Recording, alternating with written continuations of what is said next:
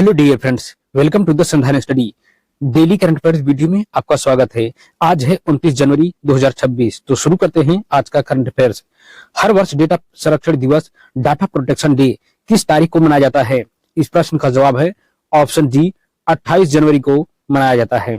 Exam point of view से देखें तो डेटा गोपनीयता और सुरक्षा के प्रति जागरूकता फैलाने के लिए हर साल 28 जनवरी को डेटा संरक्षण दिवस, यूरोप के बाहर इसे डेटा प्राइवेसी डे भी कहते हैं, मनाया जाता है। यह दिन व्यक्तिगत जानकारी की सुरक्षा और गोपनीयता बनाए रखने की जिम्मेदारी की याद दिलाता है।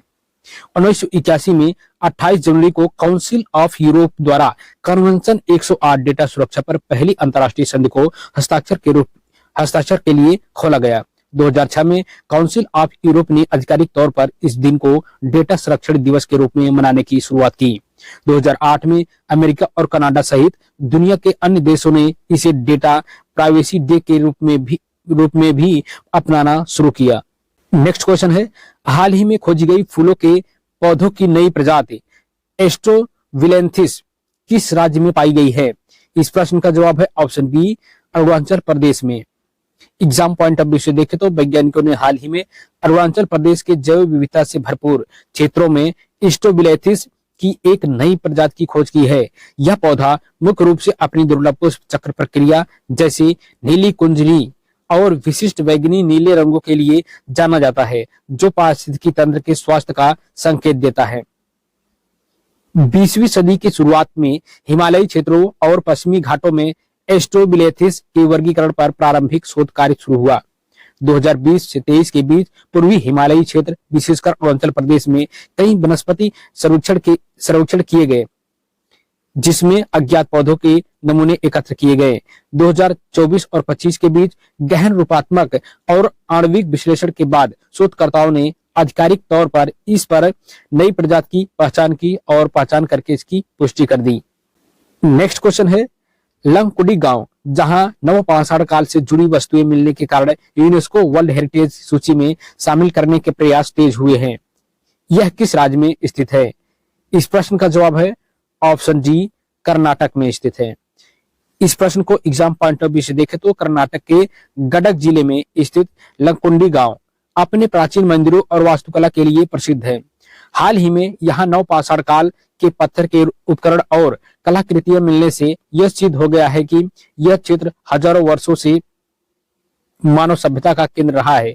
इस खोज ने इसे यूनेस्को विश्व धरोहर स्थल का दर्जा दिलाने के दावों को और मजबूत कर दी है।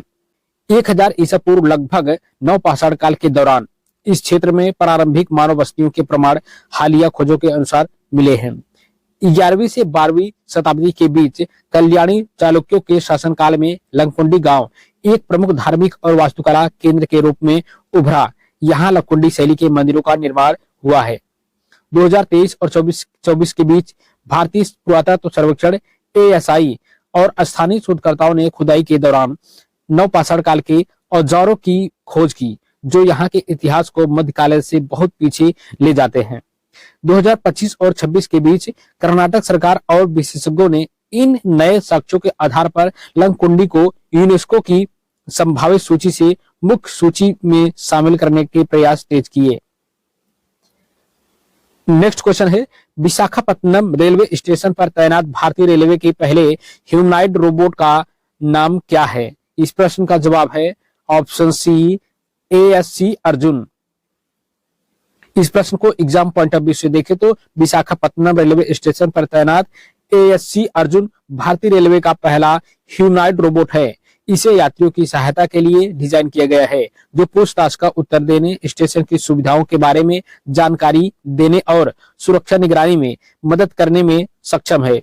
यह रेलवे के आधुनिकीकरण और आर्टिफिशियल इंटेलिजेंस AI के एकीकरण की दिशा में बड़ा कदम है। 2019 और 20 के बीच भारतीय रेलवे ने विभिन्न स्टेशनों पर यात्रियों के अनुभव को बेहतर बनाने के लिए रोबोटिक असिस्टेंट के प्रोटोटाइप पर विचार करना शुरू किया।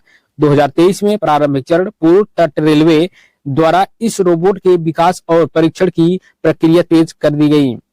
2024 के मध्य में विशाखापत्तनम स्टेशन पर प्रायोगिक तौर पर इसकी तैनाती की गई, जहां इसे टच स्क्रीन और वॉइस कमांड के जरिए यात्रियों की मदद की। 2025-26 में इसकी सफलता के बाद इसे और अधिक उन्नत फीचर्स जैसे बहुभाषी सहायता और चेहरे की पहचान के साथ रेलवे के इस स्मार्ट स्टेशन प्रोजेक्ट का हिस्सा बनाया गया। नेक्स्ट क्वेश्चन है, पुस्तक red line redrawn operation Sindoor and India's new normal का विमोचन किसके द्वारा किया गया? इस प्रश्न का जवाब है ऑप्शन बी, उपेंद्र द्विवेदी के द्वारा इसका विमोचन किया गया। एग्जाम पॉइंट ऑफ व्यू से देखें तो थल सेना अध्यक्ष जनरल उपेंद्र द्विवेदी ने नई दिल्ली में इस पुस्तक का विमोचन किया। यह पुस्तक ऑपरेशन सिंदूर और भारत की बदलती रक्षा रणनीतियों और रणनीतिक दृष्टिकोण न्यू नॉर्मल पर प्रकाश डालती है। यह आधुनिक सैन्य संघर्षों और राष्ट्रीय सुरक्षा के उभरते आयामों का एक महत्वपूर्ण दस्तावेज है। 2024 अंतिम तिमाही पुस्तक के संकलन और लेखन का कार्य पूरा हुआ, जिसमें भारत की हालिया सैन्य ऑपरेशनों और सुरक्षा चुनौतियों का विश्लेषण किया गया। 2025 प्रारंभ जनरल उपेंद्र द्विवेदी द्वारा एक आधिकारिक सैन्य समारोह के दौरान पुस्तक का औपचारिक अनावरण किया गया। नेक्स्ट क्वेश्चन है, वीमेंस प्रीमियर लीग 2026 में शतक लगाने वाली पहली महिला क्रिकेटर कौन बनी? इस प्रश्न का जवाब है option B, Richa Ghosh. Exam point of view से देखें तो 2026 में जनवरी के शुरुआती मैचों के दौरान ही ऋचा घोष ने शानदार फॉर्म दिखाते हुए सीजन का पहला शतक लगाया। 2023 में WPL के पहले सीजन की शुरुआत हुई। सेमीफाइनल डिवाइन ने 99 रन बनाए पर शतक से चूक गई। 2024 और 25 के दौरान टूर्नामेंट में भारतीय खिलाड़ियों का दबदबा बढ़ा और कई अर्धशतकीय पारियां देखने को मिले। वर्तमान में वह WPL इतिहास में सबसे कम उम्र में शतक लगाने वाली खिलाड़ियों की सूची में भी शीर्ष स्थान पर बन गई हैं। नेक्स्ट क्वेश्चन है, पद्म भूषण से सम्मानित मार्क टली जिनका 90 वर्ष की आयु में निधन हुआ, पेशे से कौन थे? इस प्रश्न का जवाब है ऑप्शन डी, वह पेशे से पत्रकार थे। एग्जाम पॉइंट ऑफ व्यू से देखें तो मार्क टली बीबीसी के पूर्व इंडिया ब्यूरो चीफ थे। उन्होंने 1984 के ऑपरेशन ब्लू स्टार, आपातकाल और राजीव गांधी की हत्या जैसी प्रमुख घटनाओं की ग्राउंड रिपोर्टिंग की। उन्हें 1992 में पद्मश्री और 2005 में पद्म भूषण से सम्मानित किया गया था। उनकी प्रसिद्ध पुस्तक no full stops in India है। इस प्रश्न से संबंधित टाइमलाइन है, 1964 में बीबीसी ज्वाइन किया और 1971 में दिल्ली ब्यूरो चीफ बने। 1992 में पत्रकारिता में योगदान के लिए पद्म श्री प्राप्त किया। 2002 ब्रिटिश साम्राज्य का सम्मान नाइटहुड KBE प्रदान किया गया। 2005 में उन्हें भारत के तीसरे सर्वोच्च नागरिक सम्मान पद्म भूषण से नवाजे गए। नेक्स्ट क्वेश्चन है, 400 ग्रैंड स्लैम जीत का ऐतिहासिक आंकड़ा हासिल करने वाले पहले खिलाड़ी कौन बने हैं? इस प्रश्न का जवाब है ऑप्शन सी। इस प्रश्न का जवाब क्या है? ऑप्शन सी, नोवाक जोकोविच। इस प्रश्न को एग्जाम पॉइंट ऑफ व्यू से देखें तो साइबेरियाई टेनिस दिग्गज नोवाक जोकोविच ने ऑस्ट्रेलियन ओपन 2026 के तीसरे दौर में नीदरलैंड्स के बोटिक वान डी जेंडसेल्प को हराकर इतिहास रच दिया। वह ग्रैंड स्लैम टेनिस के चारों प्रमुख टूर्नामेंट में 400 मैच जीतने वाले दुनिया के पहले खिलाड़ी बन गए हैं। 38 वर्ष की आयु में भी उनका यह प्रदर्शन उनकी अविश्वसनीय निरंतरता को दर्शाता है। 2005 में जोकोविच ने ऑस्ट्रेलियन ओपन में अपना पहला ग्रैंड स्लैम मैच खेला। 2023 में उन्होंने 24वां ग्रैंड स्लैम खिताब जीतकर मार्गरेट कोर्ट के सर्वाधिक मेजर खिताबों के रिकॉर्ड की बराबरी की। 24 जनवरी 2026 में ऑस्ट्रेलियन ओपन के दौरान 400वीं ग्रैंड स्लैम जीत हासिल की। उन्होंने रोजर फेडरर 369 जीत और सेरेना विलियम्स 365 जीत के रिकॉर्ड को काफी पीछे छोड़ दिया है। नेक्स्ट क्वेश्चन है, हाल ही में समान नागरिक संहिता संशोधन अध्यादेश 2026 किस राज्य में लागू किया गया है? इस प्रश्न का जवाब है ऑप्शन ए, उत्तराखंड। इस प्रश्न को एग्जाम पॉइंट ऑफ व्यू से देखें तो उत्तराखंड देश का पहला राज्य है जिसने समान नागरिक संहिता UCC को लागू करने की दिशा में निर्णायक कदम उठाए हैं। जनवरी 2026 में राज्य सरकार ने UCC संशोधन अध्यादेश लागू किया, जिसका उद्देश्य विवाह, तलाक, विरासत और गोद लेने जैसे नागरिक कानूनों में सभी धर्मों के लिए एक समान नियम सुनिश्चित करना है। UCC विकास की टाइमलाइन है, मई 2022 उत्तराखंड सरकार ने सेवानिवृत्त न्यायाधीश रंजना रंजना प्रकाश देसाई की अध्यक्षता में यूसीसी का मसौदा ड्राफ्ट तैयार करने के लिए एक समिति का गठन किया। फरवरी 2024 उत्तराखंड विधानसभा ने ऐतिहासिक समान नागरिक संहिता विधेयक 2024 पारित किया। मार्च 2024 राष्ट्रपति द्रौपदी मुर्मू ने विधेयक को अपनी मंजूरी प्रदान की।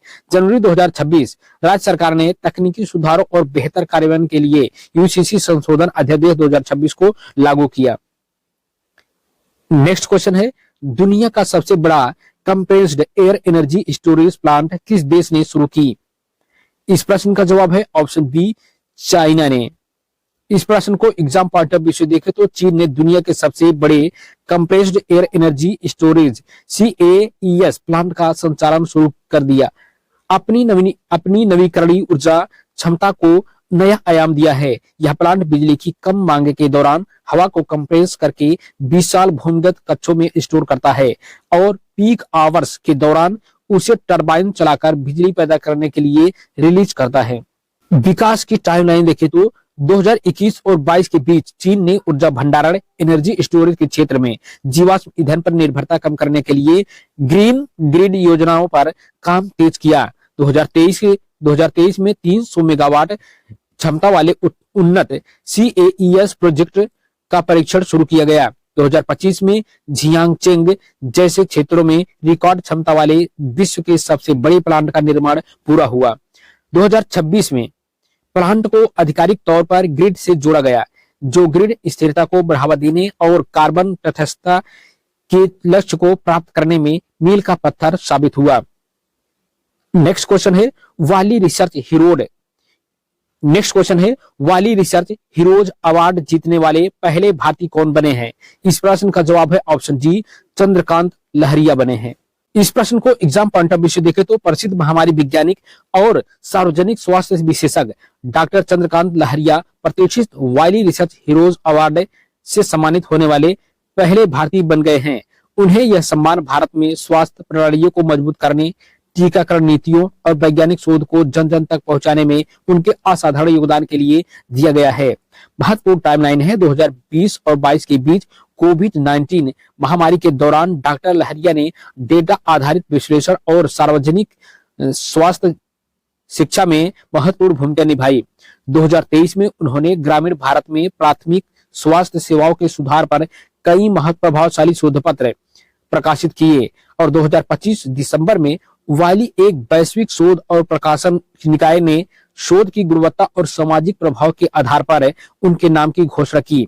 2026 जनवरी माह में एक आधिकारिक समारोह में उन्हें यह पुरस्कार प्रदान किया गया, जिससे वे यह उपलब्धि हासिल करने वाले पहले भारतीय शोधकर्ता बने। नेक्स्ट क्वेश्चन है, एनपीएस के तहत सुनिश्चित रिटर्न के लिए गठित उच्च स्तरीय समिति की अध्यक्षता कौन कर रहे हैं? इस प्रश्न का जवाब है ऑप्शन ए, MS साहू कर रहे हैं। एग्जाम पॉइंट ऑफ व्यू से देखें तो पेंशन फंड नियामक और विकास प्राधिकरण PFRDA ने नेशनल पेंशन सिस्टम NPS के तहत न्यूनतम सुनिश्चित रिटर्न योजना MARS का ढांचा तैयार करने के लिए MS साहू IBBI के पूर्व अध्यक्ष की अध्यक्षता में एक उच्च स्तरीय समिति का गठन किया।